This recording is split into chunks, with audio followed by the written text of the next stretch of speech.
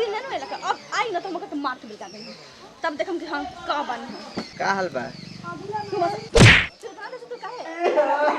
अरे का वैसे काहे रे बतानी अरे गौरव लावत ही रे बाबू रो मत भैया हमर दूसर मचल बा रो कब जाता है चल भौजी ने तो बता दिए पता था कि मेरा ने सियार नहीं रोता था पूरा दम हो न सो कहीं का है कौन सियार के धर से बीमारी मार हुक्का हुक्का मार क्या भइला अरे बाबूजी का बता बाबू ये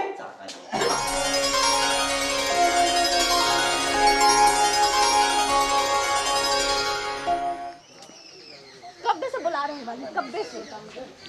अब दिन नहीं लगा अब आई ना तो हमके तो मार के बिका देंगे तब देखम कि हां का बन है पहला तक इतना बेर हो गए आवे देख आओ ए का भाई का हाल बा तो काहे ला तू काय मारत है इसे मर के तोर से मिले नहीं तो तू मारे हम तबड़ा खाई नहीं का हम ना मिलम ठीक बा ना तो तू फोन करके बोली रही से हम के बोले क्या बोले रही तोरा तू अभी काहे ला हम तरह से नहीं मिले के बात ठीक बा ना हम जाते रहे पीछे मत पड़ने तू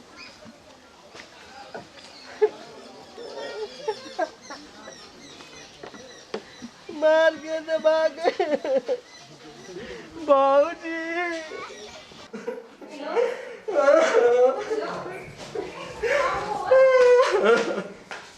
बाबूजी अरे का हो गइल जी बाबूजी बाबूजी अरे का हो गइल जी काहे रे बतानी जी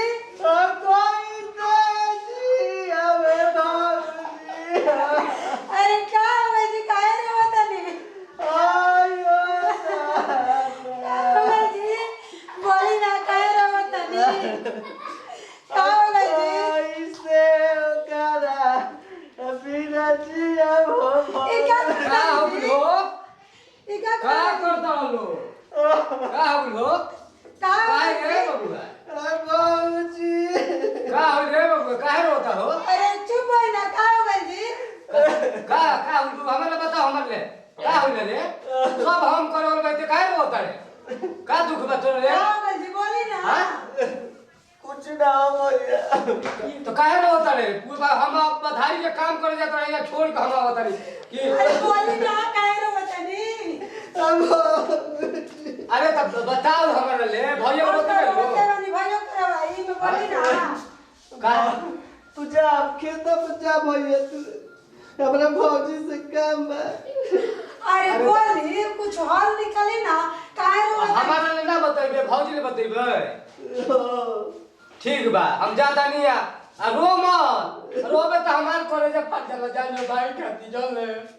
अब चल गौरव लावत ही रे बाबू रो मत भैया हमर दूसर मचल बा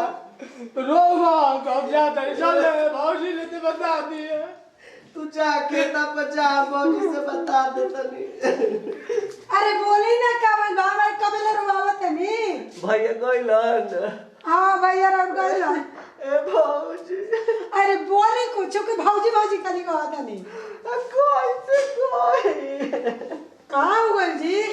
का हो गइल बोली ना अरे बोली ना का हो गइल करिश्मा मार देले ये चमेटा ई का कहत है नी जी ओए ओ करे चलता हमारा करवाते नी रखवाते बनी मेरा क्या लो भाई कहते पिटा करनी जी भौजी हमसे मत बोल हमने जानते कि बढ़िया रहो लेकिन हाथ चलाता जी भौजी कैसे ये दादा एकदम लड़का वाला लड़की न रोवे लिसान में हम मरद खातिर कि मरद लोग कल तना में हम मौके रे भाई भाई कि उधर रोज लड़की आवत रहे रो के इतना मजा जी कि मार दे हम ओकरा से प्यार करिला ए भौजी हां ये करना प्यार करनी तो उ मार दी तो रोते हम अपने मने ना बुझाइला मिल के बोलैले ए भौजी मार के भाग गलिए मार के भाग ले मिले ये मेरा ने ढुका पार के किधर हुआ था रे कह लो भौजी कहियो मत क्या भइला कोई मार गया ना हां त कह रहा था का पार अब तू रे कुछ ना कपार में बहुत बहुत बहुत बड़का दर्द होता एक वजह से खत्म हो गए सब जानता कि मेरा ने सियार नहीं रोता था पूरा दम हो न सो करी का है कौन सियार के धर से बीमारी मर हुक्का हुक्का मार अबे चुप करो तुम ना चुप भइले ये जनावे के इनका भइला कि जनावे चुप रहा ना क्या भइले बता कुछ ना भइला मार खते सार का लठिया मार पूरा तक बचिया जाना के एकदम हमर दिमाग और पगला दी हम एगो तो पगला होते रह जाता ऊपर ले बुढ़ो टपक जाए दिन भर लफड़ तक लेके बाहर के लेके हुर उड़ता मसार ये कहां तेरे जाना तक खात नहीं के अब बाबू के घरवा ले के कहां ले सुनी हमारा हाथ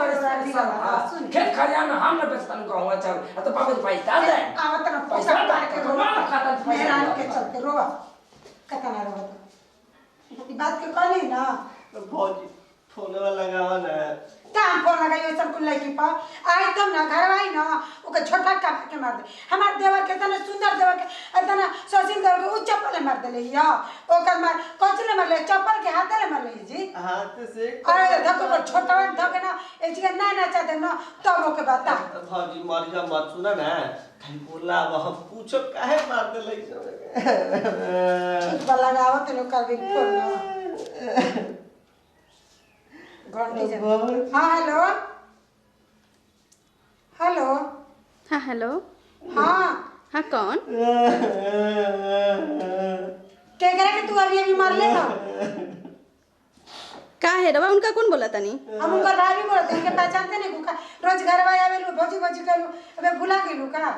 अच्छा नमस्ते भाभी जी नमस्ते नमस्ते तार आग लगो तार भौसन हो जा ऐसे मत बोली ठीक बा ना तू झटके से घरे आवत अभी राहु देवर के मार के भेजली तो देवर के पेट ना भरला का से झटके से घरे आवा अन तो ई सुन लिया कि अगर हम आ जाए तो तारे को बाकी ना छोड़ा का करम लोड़ा का करम बताई ना तू आराम से घरे आओ का रवा देवर से हम प्यार करत नहीं तो प्यार का मसाजा देले बा बोला के 3 घंटा से हमारा रास्ते बीच रास्ता पर ठड़ा करा के हमा के नटंकी करा के रखले बा ओ मैं आगे पीछे मैं आदमी से जा रहा बा झगड़ रहा बा मैं का करत ना बता जल्दी तू घरे आओ रखत नहीं हम जल्दी घरे आओ ऐसे तो आवे के नाम लिखे लो देखला का कहती आवत है का ए बताइया आ गया ई तो अरे खाना तो खिला दे ना कब ना हो क्या अब बैठा रहा है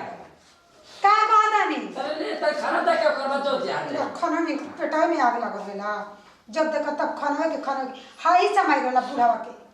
कबो तन के पड़ेला ना ऊपर नीचे तब पेटा ओकर पेटा में आग लग जाला ओकर चुप रह ना चार द छोड़ दो का जाएगी जब देखे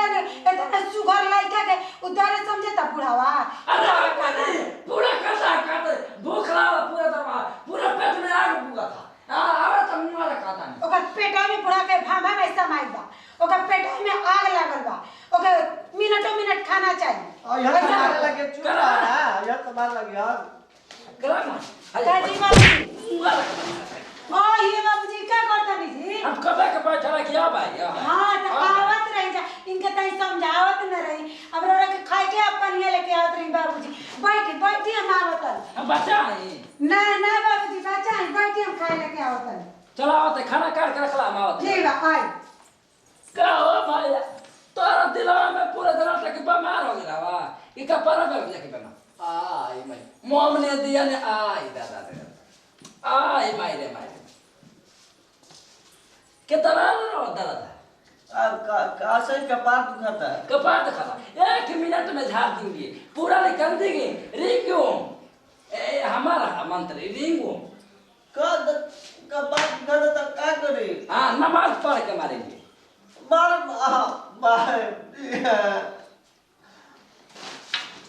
बाय कब तक तो लान दे अरे ना आई है भाई पूरे गांव के ना बाबूजी का करतानी बाबूजी कपार के दादा बाबूजी मत कर रो अबे रो अबे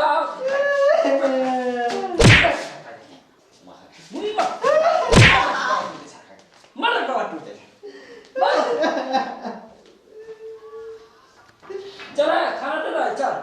मारे और दे दे जा जो हां बाबूजी खाली जो मारे ना जो आकी बाकी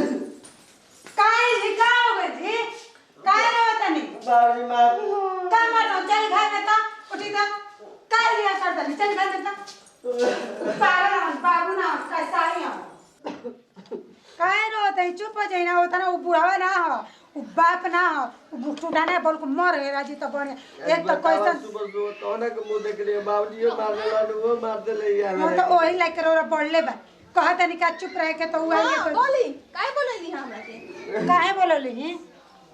आ इनका का भइल इनका का भाई एक झापड़ खींच के दम बस तार इनका का तार लाज ना लगल का भाई जी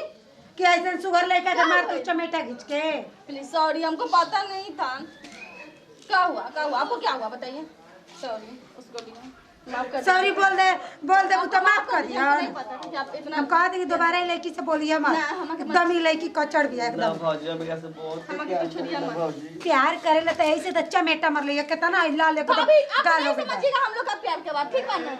हमारे झड़ बुता धक झटवा ला तार दे मैं जी के ये लगी बोले ये रोड़ा ज्यादा भौजी छोड़ा ना वो बोले के तमीज बा ज्यादा चिल्ला मत बोले के तमीज के बात कैसे बोलत है लड़की ज्यादा एकरे से कुला छनी से हम शादी रहो करम ना हम देख कैसे दलू करम भौजी हम देखो हाय जा हमरा के बोली करम शादी हम